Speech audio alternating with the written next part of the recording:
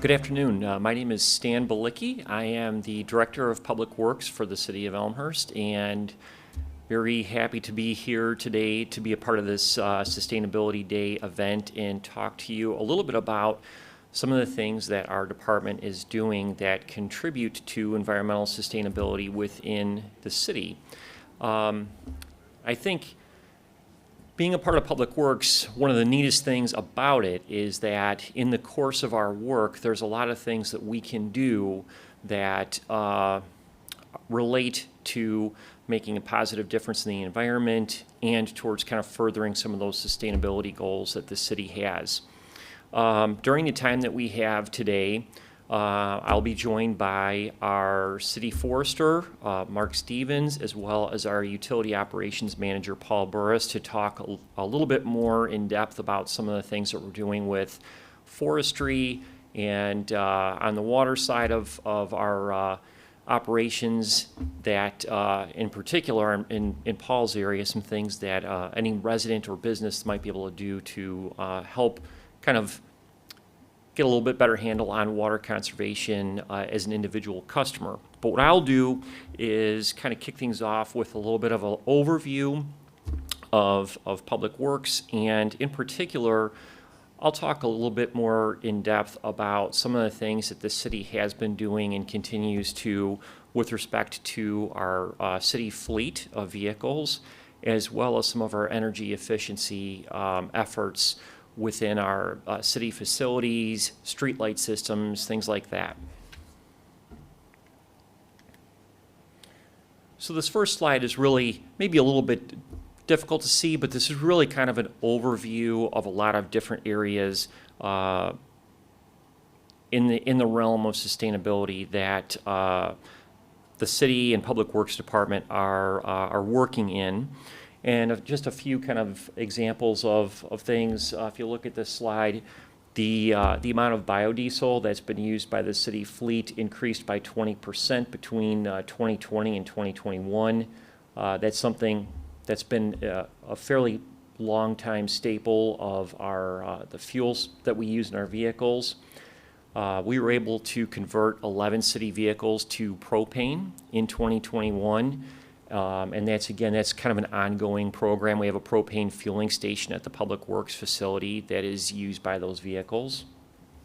And there's some other numbers in there as well in terms of some of the greenhouse gas emissions that are sort of the equivalent offsets in relate to the programs that the city has undertaken in terms of incandescent lamps, the switch to LEDs, over 7,500, the equivalent of almost 3,300 tree seedlings. So just kind of giving a sense of the magnitude of the impact of some of the things that have been done here for quite some time. So with respect to the city fleet, there are a number of initiatives that the city has undertaken, as I mentioned, for quite a few years and continues to. In our fleet, there really isn't like a one-size-fits-all in terms of the kind of alternative fuels that we use. So we use a combination of biodiesel, which is something that is diesel that's derived from soybeans, something that's grown here in the Midwest. As I mentioned, propane, and electric as alternative fuel sources in our vehicles. And the city has also been an active member of the Chicago Area Clean Cities Coalition, which is a presentation which will be coming up a little bit later today to talk specifically about some things with respect to electric vehicles. Propane. So I mentioned we converted 11 of our vehicles in the last year to run on propane. Propane, in terms of our mix of vehicles in our fleet, tends to work well in our more kind of medium duty. You see sort of like pickup trucks on the street, not the really big trucks that you might see plowing the roads, but sort of a smaller vehicle that has a dump body on the back. But those make good candidates for using propane. Propane has a lower carbon content than gas or diesel, and it's also a fuel that's domestically produced. And that's one aspect of a lot of the use of alternative fuels that is an advantage, is that not only in many cases does it reduce the carbon emissions from the greenhouse gas emissions from vehicles, but oftentimes these are things that are domestically produced and help in terms of the sense of energy security for our country. So you can see that in 2020, the city fleet used about 6,300 gallons of propane, and that increased in 2021. And again, that is something that as we look to acquire vehicles that are kind of within that segment of our fleet, we continually look towards being able to run those vehicles on propane. So that is a continuing program that we have. Biodiesel is a really interesting fuel. It's been something that's been around for probably at least 20 years or so now in the market that's been available. And as I mentioned, the 20% that we use in our diesel mix is derived from soybeans, and 80% is traditional petroleum diesel. And again, you can see that those numbers kind of ramped up between 2020 and 2021. I will say a portion of that in both of those cases is really because also the change in habits during the onset of the pandemic. There was a lot less driving that was happening, not only generally speaking in our society, but also within the city fleet as well. So that is a portion of that increase in the fuel. This slide kind of explains a little bit more in depth in terms of the emissions reductions that you see in using biodiesel. And so this I didn't touch on this, but this fuel is something that it's very easy for us to use in all of our diesel vehicles. And these really, these are the kind of vehicles that are the big snowplow trucks that are on the road. They're the sewer cleaning trucks, the street sweepers. Those kind of vehicles use that fuel, and it's very simple for us to incorporate that into our fueling of them. So what this graph shows is really that the percent biodiesel that's used in that mix tends to equate to almost an equal corresponding reduction in greenhouse gas emissions. Using 20% biodiesel, you can see there's about a 20% drop in hydrocarbon emissions and a little bit less than that in terms of carbon monoxide and particulate matter. There are fleets that run 100% biodiesel in the U.S. They tend to be in warmer climates. You might find that like in California, Arizona, where it's warm all the time. There are issues with the use of biodiesel in colder climates, in particular where it gets far below freezing, that it can actually cause some challenges with operating the vehicles and turning into a gel in the fuel system. So we don't go to that extent with what we use, but that is something that's out there. So we also have two all-electric Ford Focus sedans as part of the city fleet. And that those vehicles were purchased in 2015 and are still in service. Obviously, the benefit of all-electric vehicles is that there are no tailpipe emissions at all to the vehicles. And really the life cycle emissions on the vehicle are really dependent on the energy source that's being used to produce that electricity that's charging those batteries. That certainly can change depending on what part of the country you're in and how that power is being produced that's being used to charge those vehicles. But I think these couple numbers here that follow this are kind of interesting because between 2019 and 2021, we've had between 1,800 and roughly 2,000 gallons of gasoline that have been displaced by the fact that we're using these two vehicles. The result of that, it doesn't maybe sound like a lot in terms of the amount of fuel, but the result of that is that over that period of time, that is approximately almost 573,000 kilograms of greenhouse gases that are not emitted by using those vehicles. So that is certainly substantial.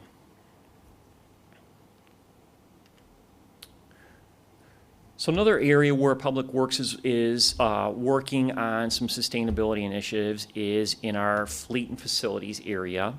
And there's a couple of examples that I'd like to share. And one of them is related to our replacement of some lighting fixtures throughout the city. We had high-intensity discharge fixtures at the Public Works facility, and those were replaced with LED fixtures in 2020. And what that did, what we found was that reduced the electric consumption at Public Works by 35%, which is equal to, again, it's about 260,000 kilowatt hours annually. And 80% of that project was funded by Commonwealth Edison incentives. They've been a great partner with the city on these projects, and are also part of some other work that we're doing relative to the city streetlight system. As I mentioned, that's also another initiative that we have. This is a multi-year project to convert city streetlights to LED. The city owns approximately 6,700 streetlights. It's a pretty substantial system. And that is a project that is going on through the city staff. As each year goes on, there is a portion of the system that is converted to LED. And as you can see in this area, the energy reduction that we've seen is 210,000 kilowatt hours in 2020 and almost 254,000 kilowatt hours in 2021. That's roughly we expect about a 5-year project to complete that. So we have about another 3 to 4 years to go to finish the entire system. And the last item is our facilities group within the past couple of years updated the building automation system at City Hall. And that is a system that basically controls heating and air conditioning functions within the building.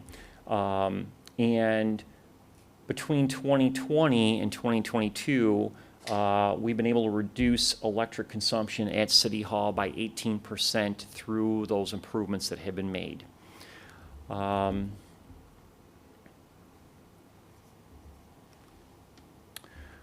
So that kind of concludes my overview and of Public Works and some of the things we're doing, as well as fleet and facilities. And at this point, what I'd like to do is I will turn it over to our city forester, Mark Stevens, to talk about some of what is happening with respect to our forestry operation.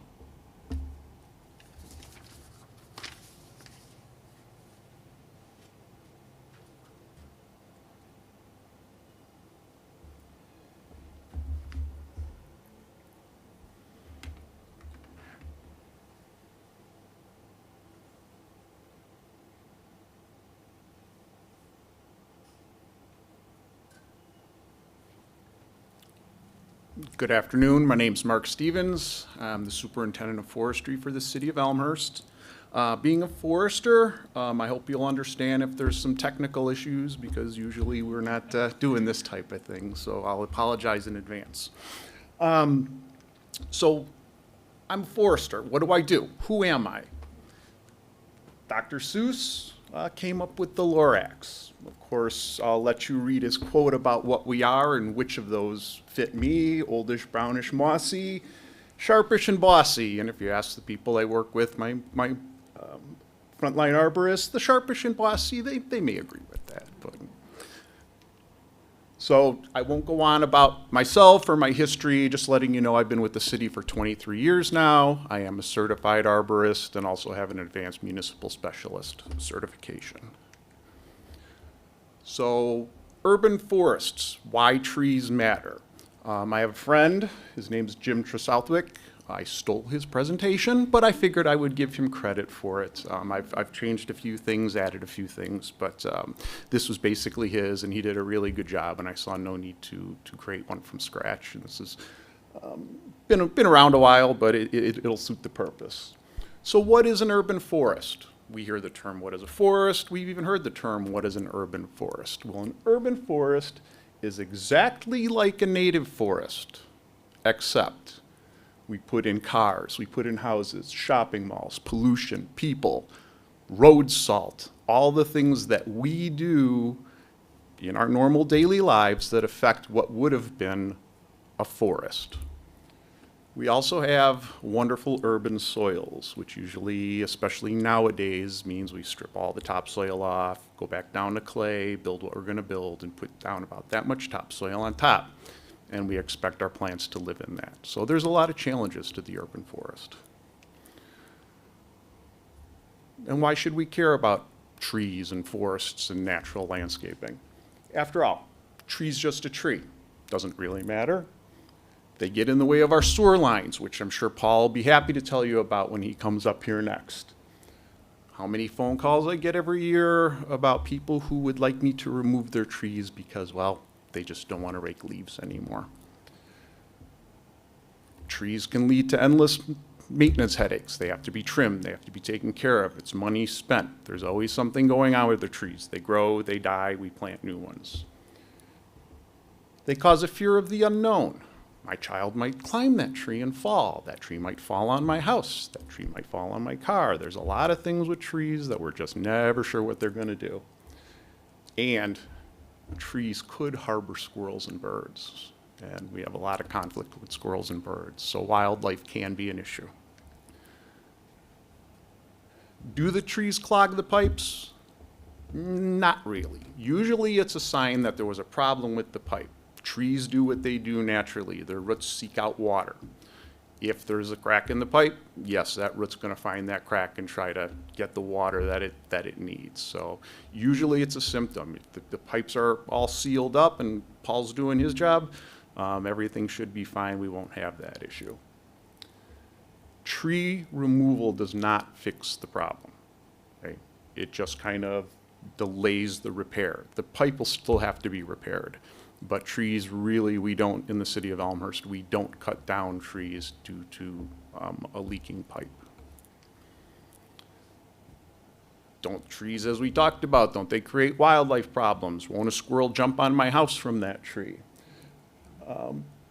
Nature has a way of taking care of itself. Birds eat pests, bats, we do have bats. Bats will eat large quantities of mosquitoes.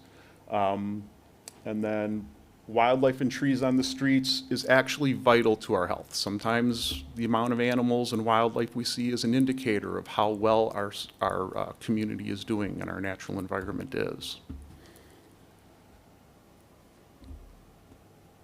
Do we do this? Do we have trees, or do we have streets named after trees that have hardly any trees on them? Sure we do. We've seen it. Luckily not here in Elmhurst. So what do they offer? What do trees offer?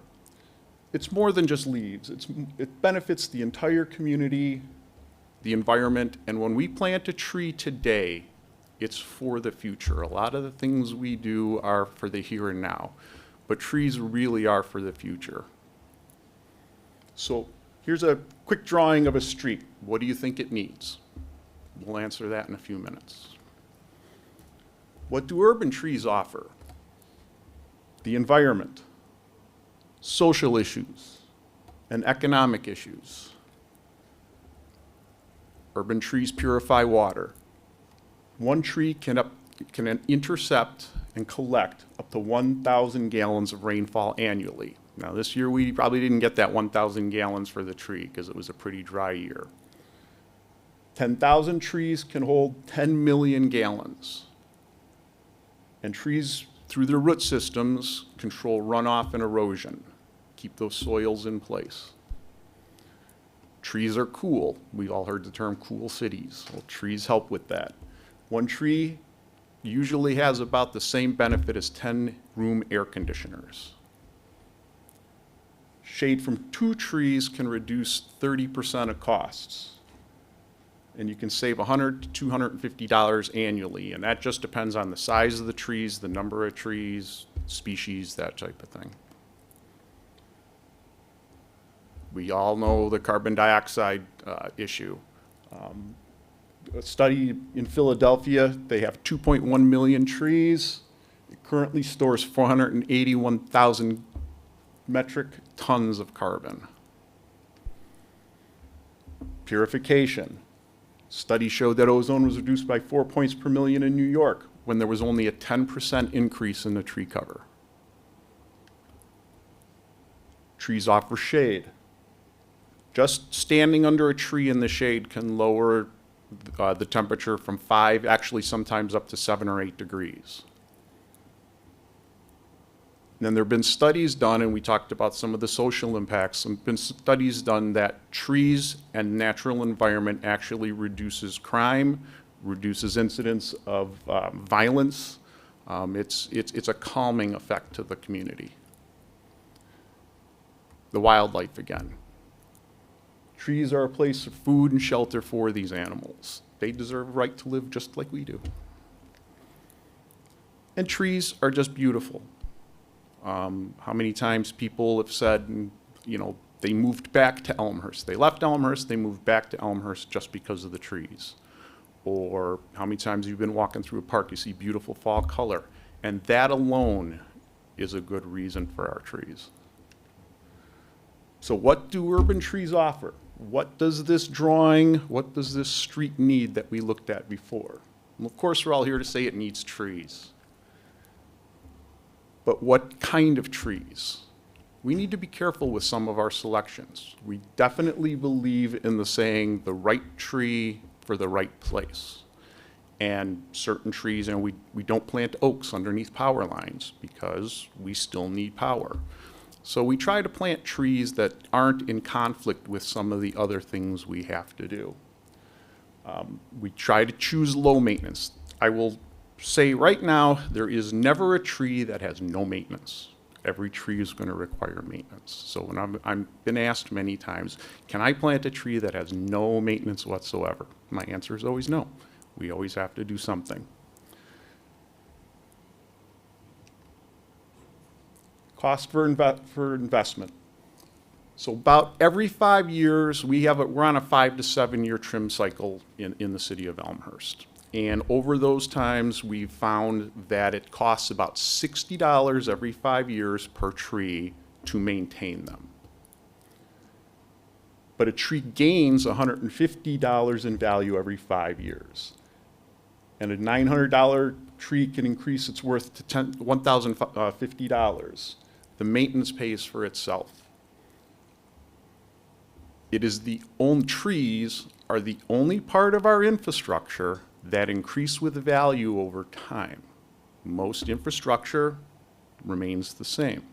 But as trees grow, as they get larger, their value increases.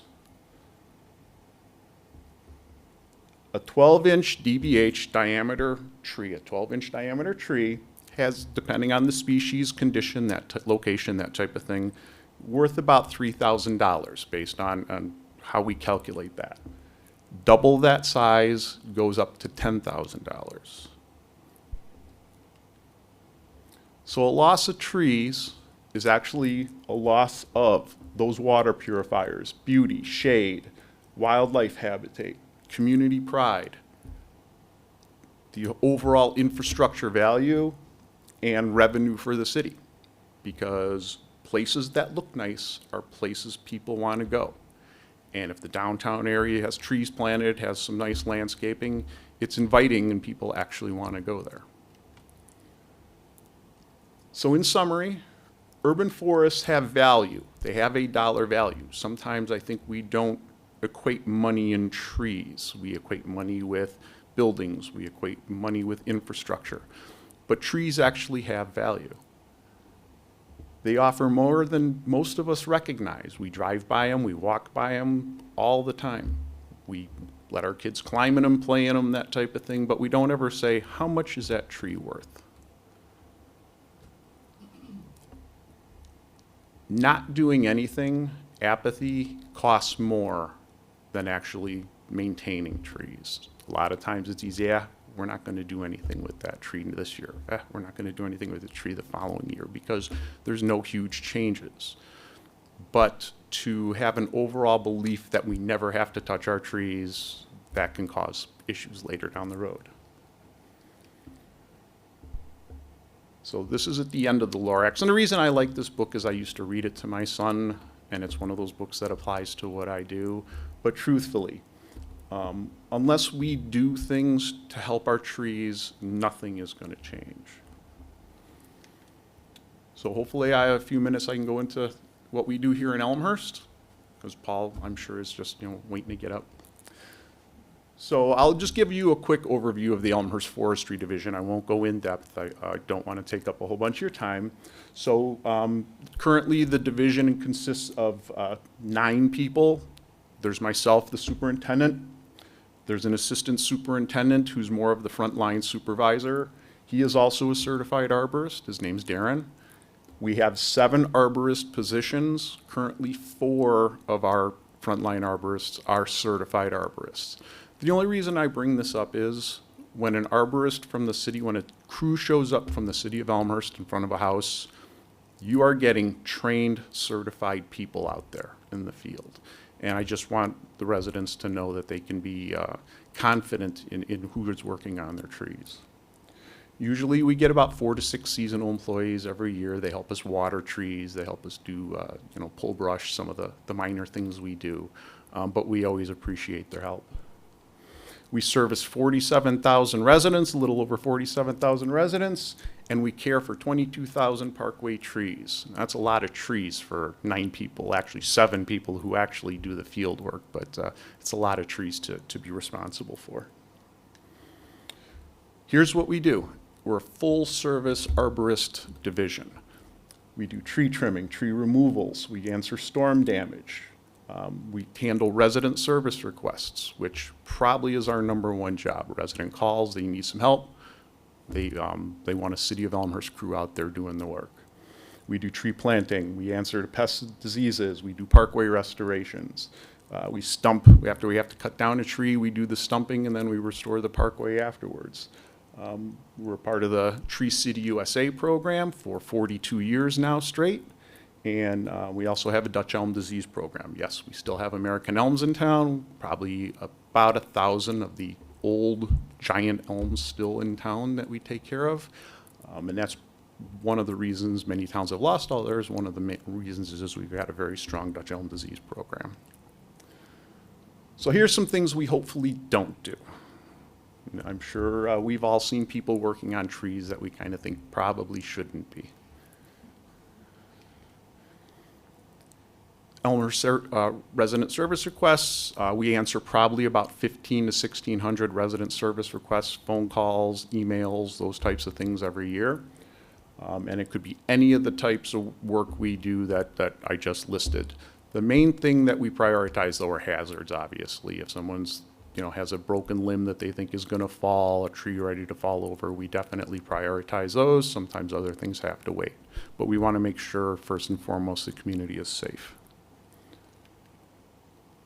We trim over 3,000 trees a year. We do that both by large area-wide contract trimming, and then we also probably trim about 1,200 just on our own in the forestry division. Our trim cycle, like I said, we try to go anywhere from 5 to 7 years. Right now we're at 7 years, but we're starting to shorten that up down to 6, and if we can get down to 5, we definitely want to try to touch the trees every 5 years if we can. #1 thing, though, for us is emergencies. And we all know this driver, okay? Somehow these trees jump out in front of people all the time. But really, it's storms and things like that. We've all seen the winds, experienced the windstorms. With 7 people, we have a 24-hour call-in. And sometimes, that might only be 2 people in the middle of a storm who are able to get in just because they've worked all day, and we obviously can't work 24 hours, but we try to get people in when we have storms to answer things as quickly as we possibly can. Work is prioritized by the hazard. Sometimes it's difficult when you have a limb down blocking your driveway to hear that, unfortunately, there's a tree down on a car with a person inside it, and we do have to answer that one first. So it's not that we're ignoring anyone, we just have to prioritize the work as it comes in. And then General cleanup is usually in the following days after a storm, and that's been for sometimes up to 2 months of cleanup, just depending on the size of the storm. Just some of the damage we see. The cleanup afterwards.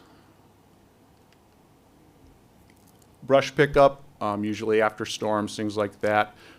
We collect limbs from trees that fall from parkway trees. Private trees are usually, unless it's a citywide emergency, that can be handled through the waste management bundling program, or sometimes residents do have to have a private contractor come in and chip up the brush. Tree removals, unfortunately, we have to remove about 600 trees every year. Of course, when you consider we have 22,000 out on the parkways, that really is a small percentage. Trees do not last forever. Unfortunately, they get damaged, so this is work that still has to be done. We come out, we'll stump it. Usually we stump in April and September. That's because we're trying to, especially in April, we're trying to get ready for tree planting, so we're getting rid of stumps, and it's also the best time to get grass to grow. If we stump in July and try to plant grass, it's not going to grow until September anyway, so we try not to let it languish. So once again, we plant about 600 trees every year to replace the 600 we lost. Sometimes it's more, sometimes it's less, just depending on the planting spaces. We use a standard 2.5-inch diameter trunk, depending on the species, 10 to 15 feet tall.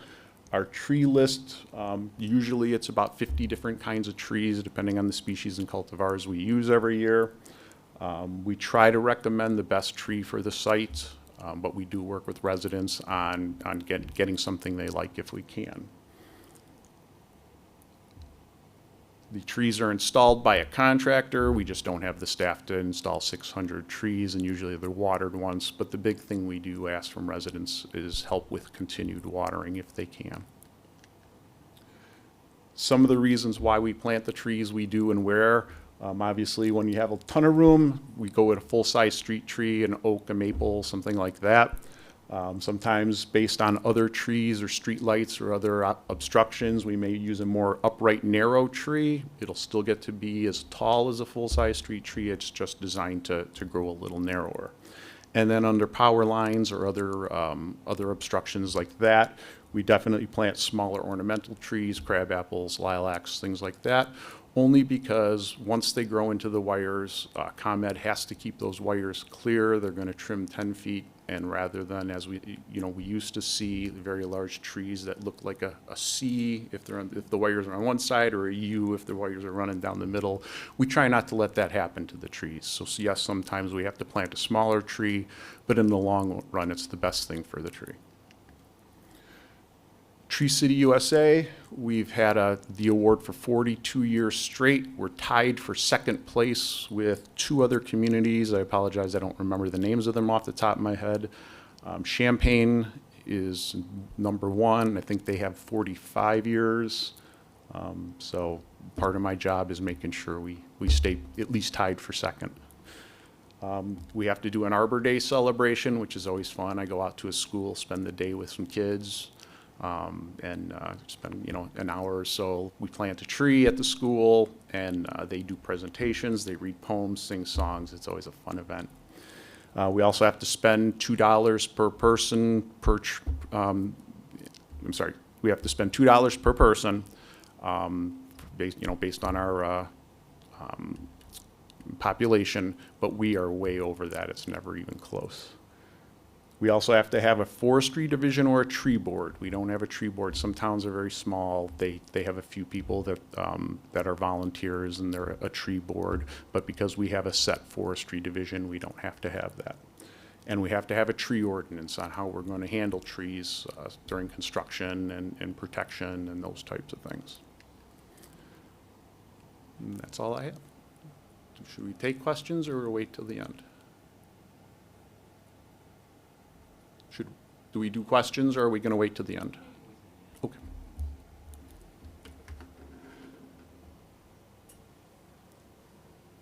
Thank you.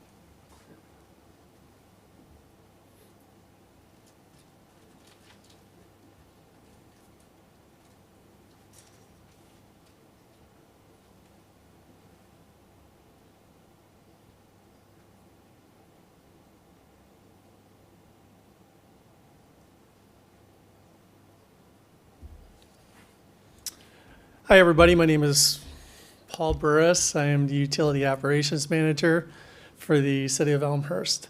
I am here, well, overall, our department does water, wastewater, stormwater. So anything with water in it usually funnels through my department in some way or another.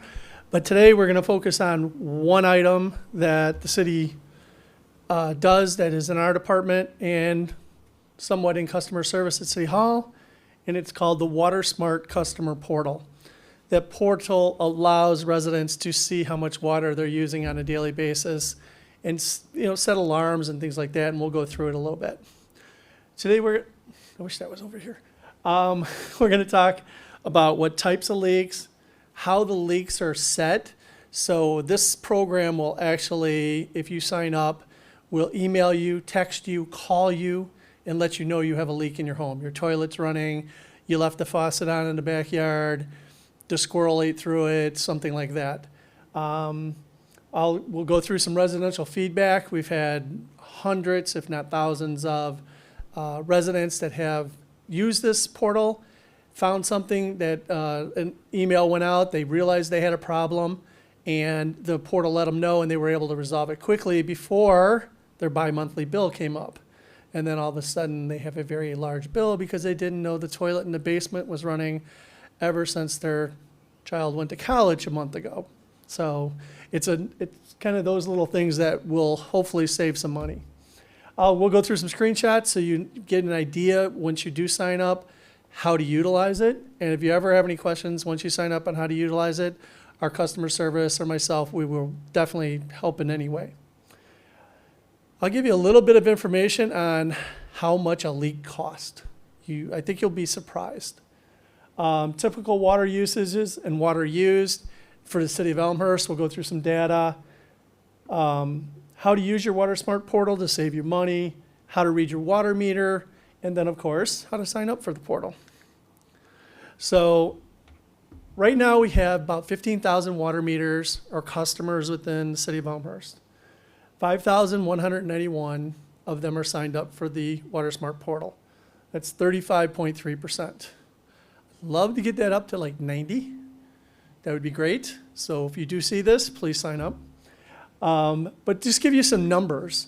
Since 2018, when we installed this, inside the home, this is not the water that's in the system, but inside residential homes, in 2018, we identified over 31,000 leaks. So toilets, faucets, things like that. Humidifiers in the wintertime, another good one. Those fail. And you can see a little bit as we rolled this out, people were finding these leaks and fixing them. Next year it was 25,000, then we went down to 20. 21 we're at 20,000. We're 10 months into 2022 and we're at about 14,000. So that's a current number through October 22nd. So people that are using it are finding them and reducing their potentials for future leaks. A little tough to see, but the culprit number one is your toilet. 44% of the leaks that residents have found in their home have come from a leaky toilet valve. Outdoor watering systems were number two. So, and you can see it's nearly half of what toilets were. So faucets, showers, and then you kind of get down into the smaller things that can leak. We talk about the WaterSmart program and we send out leak alerts. You have to know how that leak alert works so you know that when you get this leak alert, what is occurring. So in our case, SFR, single family residential, if you had a continuous flow of 2 gallons per hour for 72 hours, you will get a leak alert. So that means over 3 continuous days, you will have used 2 gallons per hour every hour. That's not normal because you sleep. You shouldn't be using any water. So there's a method here that says if you never hit 0, it's going to be continuous. And it will alert you that something is going on that is leaking somewhere in your home that you need to identify what that might be. We have another one in there that's a burst that says, wintertime, you're not home, you're on vacation, you get this alert that says, I got a burst. You can realize that you've lost 75 gallons per hour for 10 hours. So your basement hopefully has good drains, and it's going into the sanitary system or the storm system. Otherwise, your basement's flooding. That's what that's for, to let you know that. So another good reason to sign up. I won't get into the other ones because those are not residential. I love some of the feedback we get. Some of the things that have happened. 101 gallons per hour was running through this family's toilet because their O-ring went bad. And the basement toilet just kept running. 101 gallons per hour. It's a lot of water to lose and to get your bill 2 months later and not know that. A water softener uses about 40 to 60 gallons per day every 20 days, but mine gets stuck in backwash. So you'll get notified now that your softener's in backwash where you think you're using 20 to 4 gallons every 20 days. You're now using 20 to 40 gallons every couple of hours. So you're going to get a very large bill if you don't monitor it. It does happen. Water softener valves stick. They got a high use notice, and their response was, oh, we hooked up a slip and slide. Very simple. Kids were having fun. At least they knew that the water use went up. The hose that was left in the house but was closed at the gun, the animal chewed through it. So they thought everything was fine, but as Mark talked a little bit earlier about the creatures we have living in town, they decided to eat through the garden hose and their water was running. But they were able to find out because they got a text that said, why am I using continuous water? My cleaning lady flushed the toilet when I was out of the country. The flapper stuck and the toilet ran consistently. Out of the country, she was able to get a notice that her toilet was running. The water was being used. She was able to get to somebody that said, hey, go over to the house and see what's going on. Otherwise, she wouldn't have known until she got back. We have a lot of people that leave town and go to warm weather, take long vacations. This is a great tool to have if you're leaving town.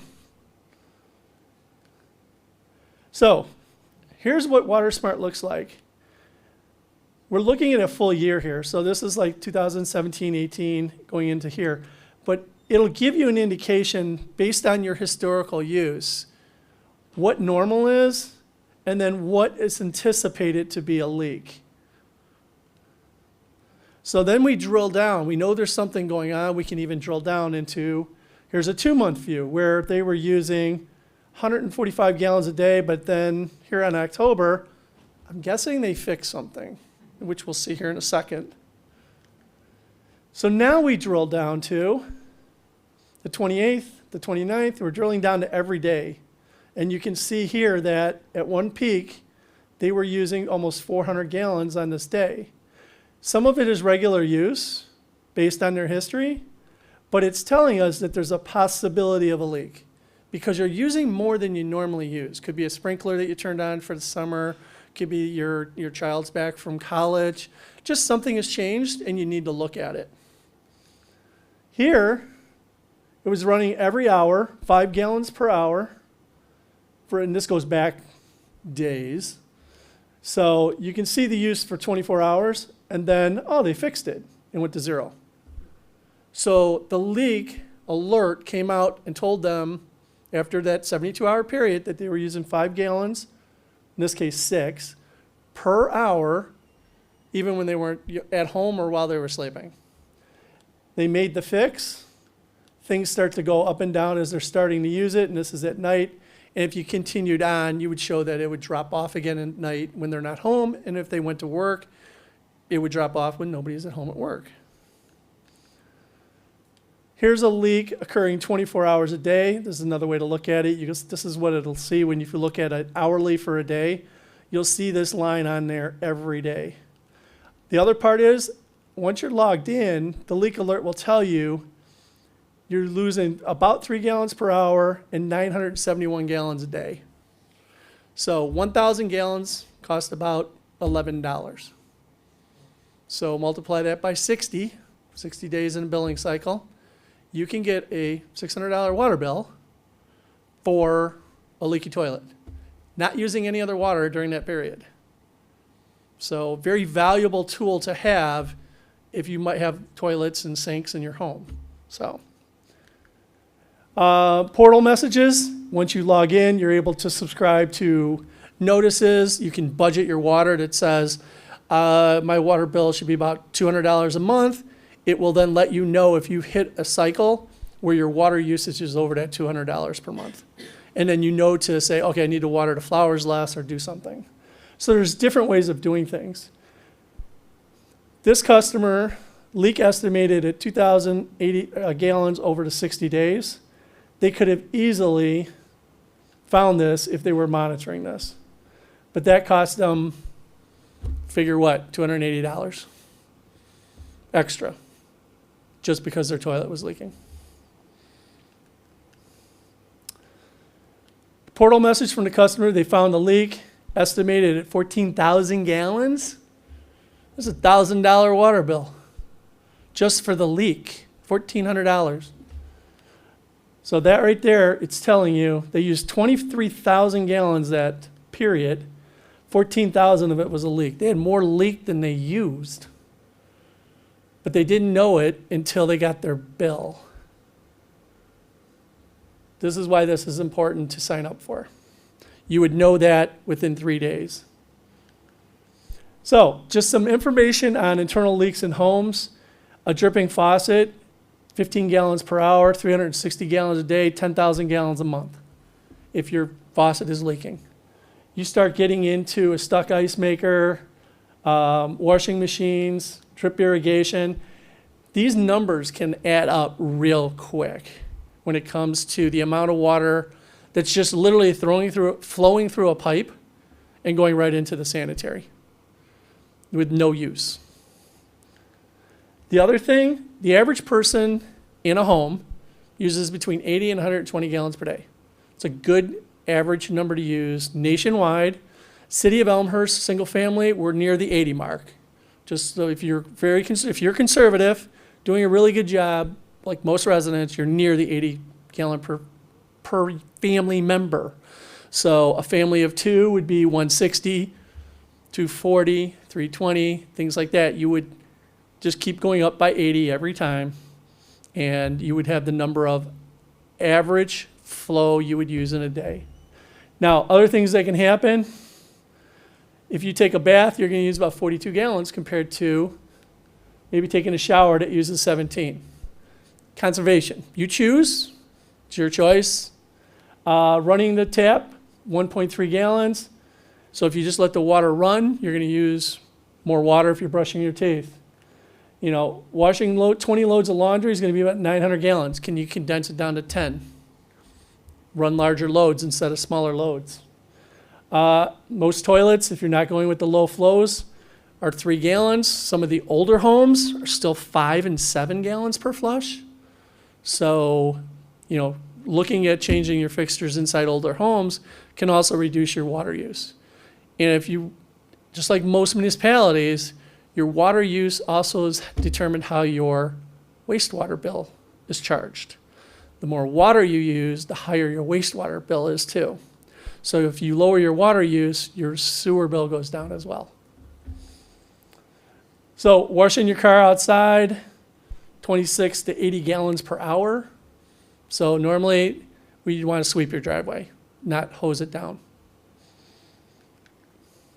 So options inside the WaterSmart, you can set your leak detection alerts. I showed you what the city has. As a resident, you can change that.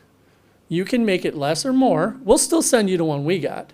But if you want to make it less, say 1 gallon for 48 hours, you can do that. So you can make changes inside the system that better fits you. You can set a notice inside WaterSmart that says, I normally use 120 gallons a day because there's 2 of us in the home. If I use more than 200 gallons, I want to know that because something probably changed. And I'll know before the 3 days are up that if it was a continuous use. So I can set an alert in WaterSmart that says, if my daily number exceeds more than 200 gallons a day, send me a text. I know to start looking right then and there. I don't have to wait to see something else is occurring.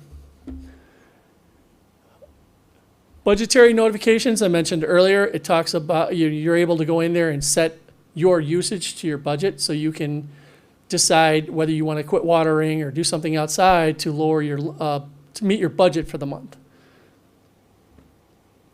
Communicate directly with customers. This is huge for us. If we got a notice, like a consumer confidence report or something we send out on an annual basis, we can just email, put it through here.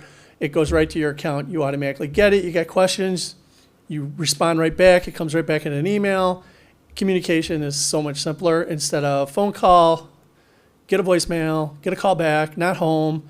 It's the communication is a little bit easier if we can communicate through the portal.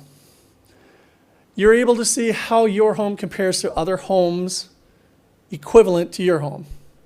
If you take the time to fill out the questionnaire that comes with WaterSmart that says, I have 4 people in the home, my home is a 2,500 square foot ranch, I don't have a swimming pool, I don't have an evaporator, or whatever, all these things, it will then put you in a bucket with people that are equal to you, just like your ComEd and NICOR bills kind of do, and you'll be able to see how conservative you are compared to others.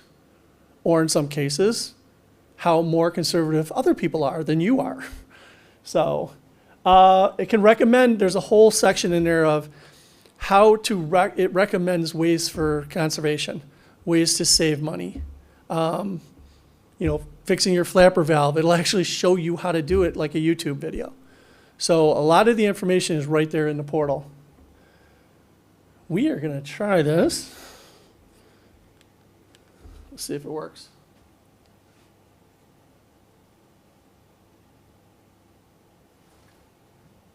Okay, it didn't. We were hoping it was. So if you go on the Elmhurst website, there are 2 documents on there. One of them is how to read your water meter, and the other one is, of course, how to sign up for WaterSmart. So we want you to sign up for WaterSmart. We think it's a benefit. Hopefully it will save you money in the long run. And then the other one, in 2018, the city changed all meters are now the same manufacturer. It shows you, if you look at that meter, there's icons on it, just like your car has it on your, right behind your steering wheel there. It will show you water running, high water usage, empty pipe, water flowing backwards. You know, it can tell you different things by just looking at your water meter. Not only will it give you the read, it'll give you indications of other things that possibly could be going on. Sorry, I can't pull those up. And that's it. Questions? I guess for all 3 of us. I have a question on the trees. Trees. I have a question on the water. Okay, I'll go first. Water main stuff? I'm sorry, what? Water mains, is that your purview? Water mains, sewer mains, water towers, reservoirs, anything water. Okay, so I've been here about 20 years. Went from a 0 capital infrastructure charge to I think it's like $30-something a PUD. And I noticed the replacement, so we're on a 90-year cycle. The goal is 2.1 miles, and we're at 1.8. So we went from 0 to 30. How come we're not at that 2.1 mile replacement? So 2 different things there. The surcharge is really not being driven by water main replacements. The surcharge is money that the city has taken on in debt, meaning Capital infrastructure. a capital infrastructure, which means we've taken a loan out for. Okay. That surcharge is 99% related to the wastewater treatment plant. We are currently under about $50 million worth of construction to meet a new phosphorus requirement. So the surcharge has been going up every time we do a phase. So that's the surcharge. Now the water mains, those are actually in the operating budget in a line item.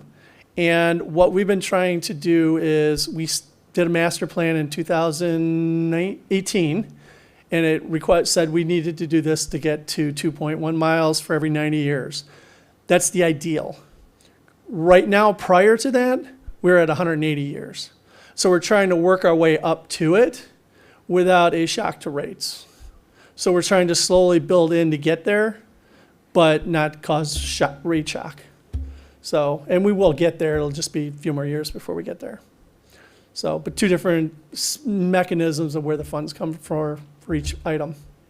Okay, sorry, trees. No, that's okay. Go ahead.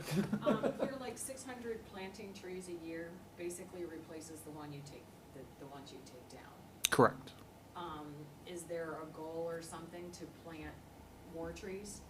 Oh, always. Okay. And when is that. decided where they go? And those are rough numbers. Sometimes when we're removing trees, there may not be enough room to put another tree back, just based on what's around that tree. Sometimes we can plant more trees at an address than the number of trees we remove.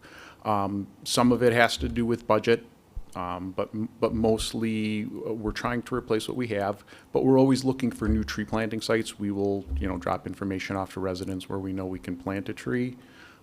So we're always trying to add whenever we can as well. Right, what about inside park districts? Does that fall under you, or does that fall into the Elmhurst Park District? The park district is a separate entity from the city. Okay. I want to follow up on that.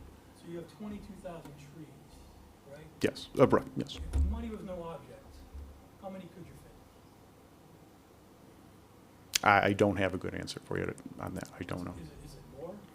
It would possibly, but I'll be honest, there's a lot of trees also that are probably not in the best spot, so we'd still have that removal part of it. So, and these are always rough fluctuating numbers, Because I know they canceled a few years, in the last 10 years of tree plantings, and then they tried to play catch up. correct.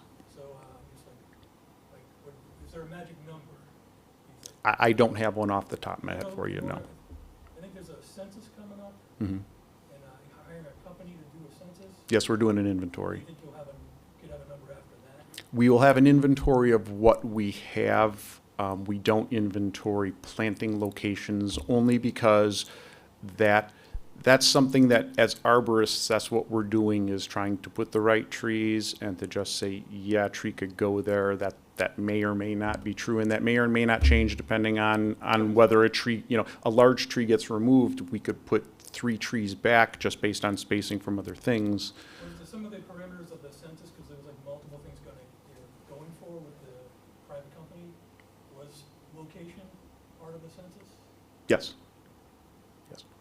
Do you have a rough estimate what it costs to plant a tree for budget purposes and stuff? It's usually to purchase the tree, it's about $200, and it's about $120 to have it planted, delivered and planted, roughly. Depending on size, species, that type of thing. Do you have any tips for residents and our responsibility to take care of the trees? I just saw somebody on my block, digging at the tree to plant around it, and I kind of cringed, roots there. Oh, that is such a wonderful question. To be putting out there. If I had the magic wand to fix one problem we have, it would be mulch mounds, where people take the mulch and they think it's a tomato plant and they pile it up. And whether it's their landscaper or whether they're doing it, it's probably one of the worst things we can do to our trees. What we're doing is we're tricking that tree into thinking it's being planted too deep, and it starts putting out roots from the trunk, which is not good. And also, trunk bark is different than root bark, and trunk bark will rot when it's buried. Animals, the creatures we talked about, bugs, will start nibbling on the tree, and it probably is one of the worst things we're doing. So any help we can get as far as getting that mulch is great, but it just needs to not be touching the trunk. The mulch ring should look like a saucer, not a mound. It should be wider on the outsides and kind of taper towards the trunk. The other thing is, and we always ask for help with watering, if residents can help us water. And we don't ask for watering every day, once a week. When it's really dry, twice a week. Trying to get 20 gallons down into that root ball is the most effective way to water it. So watering every day is not necessary. Sometimes too much water can be as bad as not enough. Thank you. Yes? Request for a particular type of tree. Yes. Riverside, in the past, has planted pecan trees on the properties. Can we do that? When you say can the city? Yes. If I can locate them at that size, I would probably try them.